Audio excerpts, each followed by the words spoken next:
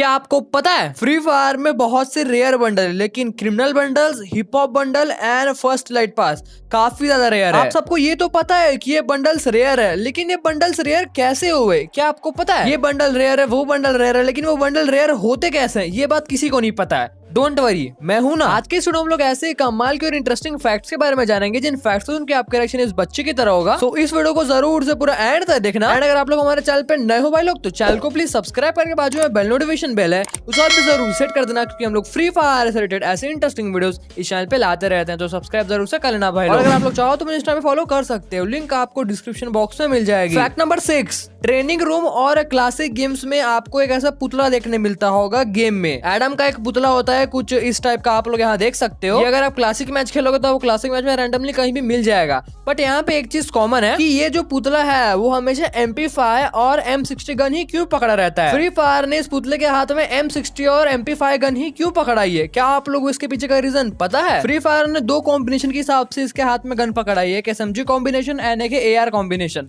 तो free fire में सबसे पहले SMG गन आया था, वो MP5 और UMP था। और फ्री फायर के पास 2 ऑप्शन थे, या तो UMP को रखा जाए हाथ में या फिर MP5। तो फ्री फायर ने MP5 को चूज किया, बस ऐसे रैंडमली चूज कर लिया कि हाँ MP5 रहेगा UMP के बदले, बस इसके पीछे का और कोई रीजन नहीं था।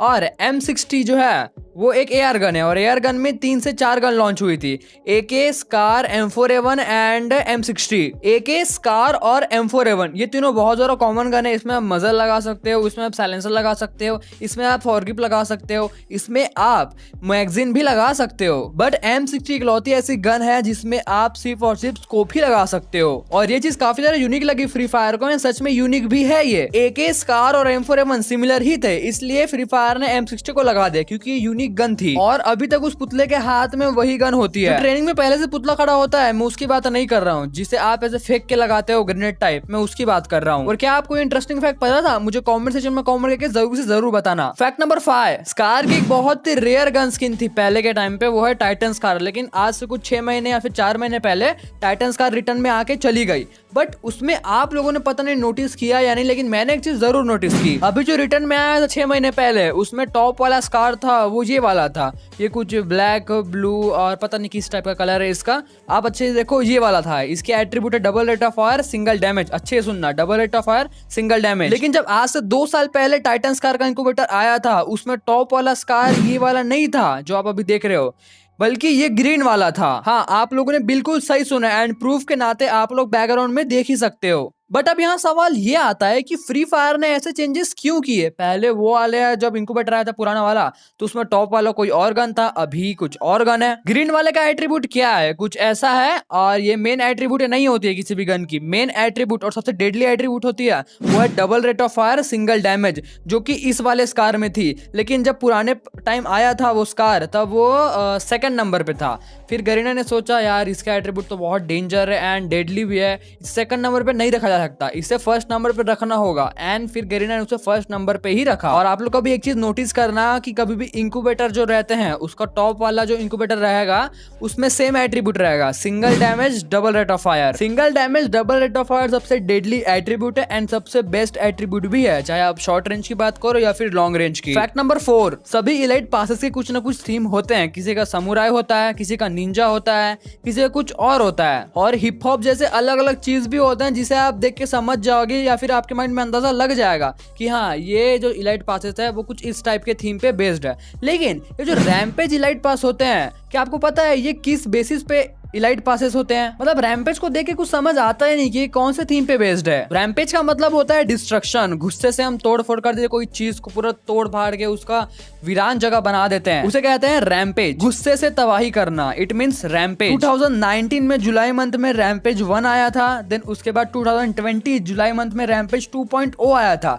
एंड 2021 में रैम्पेज 3.0 आने वाला है। अब ये जुलाई आएगा, अगले के अगले मंथ वो होगा रैम्पेज 3.0, मतलब तीसरा दूसरा रैम्पेज, मतलब आप ये भी कह सकते हो कि जून या फिर जुलाई में रैम्पेज आता ही है हमारे फ्री फायर गेम में। और अगर आप लोग रैम्पेज का थीम देखोगे, इलाइट पास का ट्रेलर वगैरह देखोगे या फिर उसका पोस्टर वगैरह देखोगे, तो आपको एक चीज नजर आएगी कि यहाँ सब डिस्ट्रक्ट हो चुका है, तबाह हो चुका है जगह, और कुछ इस टाइप का डिस्ट्रक्शन टाइप आपको उसका थीम या फिर पोस्टर देखने मिलेगा। रैम्पेज के तो लॉबी में भी देखो ना कैसा टाइप का अजीब सा आया था जब रैम्पेज 2.0 फ्री फायर आया था, लॉबी को एकदम अजीब बना दिया गया था डिस्ट्रक्शन वाला। भाई अगर आपको वीडियो पसंद आ रहा है तो वीडियो को लाइक जरूर करना भाई लोग, एंड अगर आप लोग हमारे चैनल पे नए हो भाई लोग तो चैनल को प्लीज सब्सक्राइब करके बाजू में बेल नोटिफिकेशन बेल है उस ऑल पे जरूर सेट कर देना, क्योंकि हम लोग फ्री फायर से रिलेटेड ऐसे इंटरेस्टिंग वीडियोस इस चैनल पे लाते रहते हैं, तो सब्सक्राइब जरूर से कर लेना भाई लोग। फैक्ट नंबर 3, अगर मैं आपसे कहूं कि हमारे गेम में जो एयर ड्रॉप्स होते हैं उनकी कुछ खास वैल्यू नहीं होती है, तो क्या आप लोग मेरी बात का विश्वास करोगे? मतलब अगर कोई बंदा एयर ड्रॉप देखता है तो उसके मन में ये आता है, अरे एयर ड्रॉप ही तो है, हटाओ ना। लेकिन एक रियल बैटलग्राउंड गेम में एयर ड्रॉप सबसे महत्वपूर्ण होता है, सबसे इंपॉर्टेंट होता है। बट फ्री फायर में ऐसा नहीं है,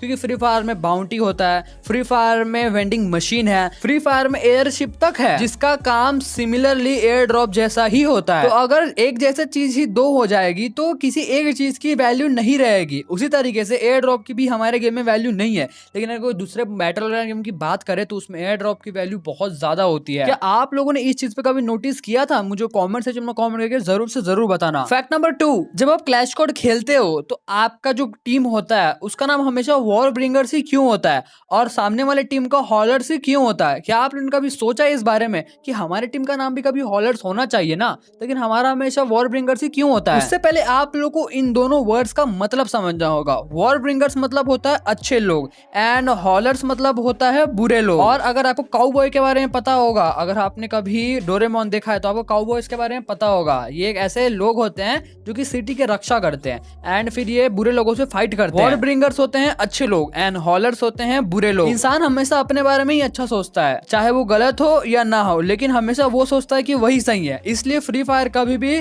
सीएस में जो टीम्स होते हैं उसका नेम चेंज नहीं करता, क्योंकि फ्री फायर भी मानता है कि आप अच्छे हो और सामने वाले बुरे, और सामने वालों के लिए वो अच्छे हैं और आप बुरे। इसलिए कभी भी आप लोग हमेशा वॉर ब्रिंगर्स ही रहते हो एंड जो सामने वाली टीम होती है वो हॉलर्स होती है। इसलिए आप कभी भी हॉलर्स नहीं बन सकते एंड सामने वाली टीम आपकी वॉर ब्रिंगर्स नहीं बन सकती। ये थोड़ा कंफ्यूजिंग था लेकिन इंटरेस्टिंग था या नहीं मुझे कमेंट में जरूर से बताना।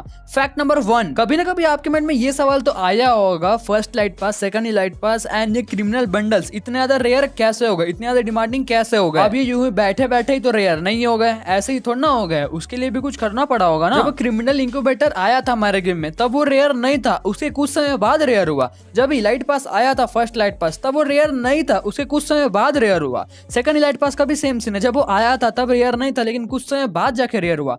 कैसे? इसके मेनली 3 से 4 रीजन है। सबसे पहला रीजन है कि बहुत कम लोगों के पास है, ये बहुत ही कम, पूरे भेड़ बकरी जैसे सबके पास नहीं है, ये बहुत कम लोगों के पास है। आप लोगों ने एक चीज नोटिस की होगी कि अगर वो आइटम हर एक बंदे के पास है तो उसकी कोई वैल्यू नहीं रहती है एंड वो रेयर भी नहीं होता है, बट ये बंडल्स बहुत कम लोगों के पास है। सेकंड चीज, इस बंडल्स को पहले फेमस किया गया है यूट्यूबर्स के द्वारा। इमेजिन करो इन बंडल्स को अगर कोई यूट्यूबर्स पहनता नहीं तो क्या आप लोग कभी इन बंडल के बारे में जानते? अभी बहुत सारे ऐसे लोग हैं जिनको ये बंडल्स के बारे में पता ही नहीं था। कुछ समय पहले की बात है, लोगों को क्रिमिनल बंडल के बारे में पता नहीं था, और पता था तो उनको ये नहीं पता था कि ग्रीन क्रिमिनल फ्री में आया था। और तीसरी जो चीज है वो है इनकी यूनिक डिजाइन। साकुरा जैसा ही लाइट पास और साकुरा का जो लुक है वैसा ही लाइट पास या फिर वैसा बंडल हमारे फ्री फायर गेम में कोई नहीं है।